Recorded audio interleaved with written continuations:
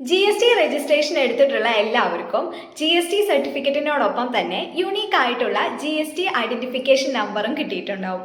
അതുകൊണ്ടാണ് നമുക്ക് ലഭിക്കുന്ന ടാക്സ് ഇൻവോയ്സുകളിൽ ഈ GSTIN നമ്മൾ കാണുന്നത്. ഈ GSTIN ഉപയോഗിച്ച് ഗവൺമെന്റിന്റെ തന്നെ GST പോർട്ടൽ വഴി ഈ രജിസ്റ്റേർഡ് പാർട്ടിയുടെ കൃത്യമായ ഡീറ്റെയിൽസ് നമുക്ക് കണ്ടെത്താനായിട്ട് സാധിക്കും.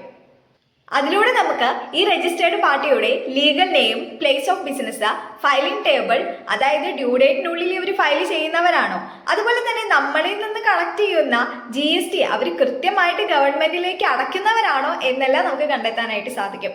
അപ്പൊ നമുക്കത് എങ്ങനെയാണ് സെർച്ച് ചെയ്യാമെന്ന് നോക്കാം. അതിനുവേണ്ടി ആദ്യം ഗൂഗിളിൽ GST പോർട്ടൽ എന്ന് സെർച്ച് ചെയ്യുക. അപ്പോൾ ഗവൺമെന്റിന്റെ സൈറ്റ് കാണാം. അതിന് താഴെ search taxpayer, tax application status, registration എന്നൊക്കെ കാണാം. നമുക്ക് സൈറ്റിലേക്ക് പോകാം. അപ്പോൾ GST പോർട്ടൽ എന്ന ലിങ്ക് ക്ലിക്ക് ചെയ്യുക.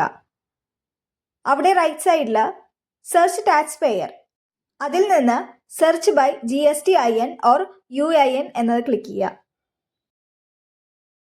അതിൽ 15 ഡിജിറ്റുള്ള GST നമ്പറും ക്യാപ്ചയും കൊടുത്തുകൊണ്ട് സെർച്ച് ചെയ്യുക. വാലിഡ് GST നമ്പർ ആണെന്നുണ്ടെങ്കിൽ രജിസ്റ്റേർഡ് പാർട്ടിയുടെ ഡീറ്റെയിൽസ് നമുക്ക് കാണാനായിട്ട് സാധിക്കും. അതിന് താഴേക്ക് സ്ക്രോൾ ചെയ്ത് വന്നു കഴിഞ്ഞാൽ ഷോ ഫയലിംഗ് ടേബിൾ കാണാം. അതിൽ ക്ലിക്ക് ചെയ്യാം.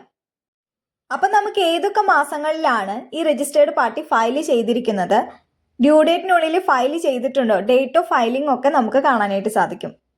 ഈ വീഡിയോ എപ്പോൾ വേണമെങ്കിലും നിങ്ങൾക്ക് ഉപകാരപ്പെടാം. അതുകൊണ്ടൊന്ന് സേവ് ചെയ്ത് വെച്ചോളൂ. അതുപോലെ തന്നെ ഇത് ഉപകാരപ്പെടുന്ന നിങ്ങളുടെ സുഹൃത്തുക്കൾക്ക് ഷെയർ ചെയ്ത് കൊടുത്തോളൂ.